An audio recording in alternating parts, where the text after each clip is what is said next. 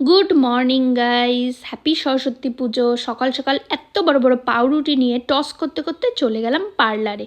আর পার্লারে গিয়ে দেখি একটা লোক ময়ূরের পালক বিক্রি করছে। কি সুন্দর ময়ূরের পালকগুলি, 10 টাকা করে। আমরা তো পুরো নিয়ে নিলাম সবাই। তারপর পার্লারে টুকটাক কাজ করে আমি, আমার দেওর আর আমার 2 মা, মানে আমার শাশুড়ি মা আর আমার মা কে নিয়ে চলে গেলাম ঘুরতে। সরস্বতী পুজো স্পেশাল ঘোরা। হঠাৎ করে প্ল্যান, হঠাৎ করে রেডি হয়ে চলে গেলাম 4 জনে মিলে। খুব খুব মজা হলো। আর আমরা কোথায় গেছিলাম জানো? চলে গেছিলাম ইস্কন মন্দিরে। সরস্বতী পুজো স্পেশাল মন্দিরটা এত সুন্দর সাজিয়েছে, আর চারিদিকে লোকে ভর্তি।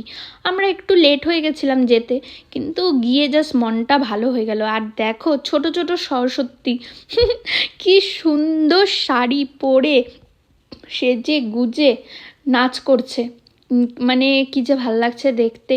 তারপর উপরে উঠে ঠাকুরের মন্দিরের চারিপাশে 3বার পাক খেতে, মানে পাখি তো বলে মনে হয়, যাই হোক, মানে কৃষ্ণ ভগবানের রূপ দেখে মানে আমার মানে বলার ভাষা খুঁজে পাচ্ছি না।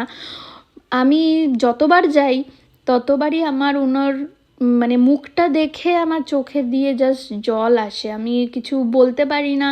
মানে আমার মন জানে আর ঠাকুর জানে যে মানে কি যে বলবো, আমার বলার ভাষা নেই। এত সুন্দর লাগছে, এত সুন্দর।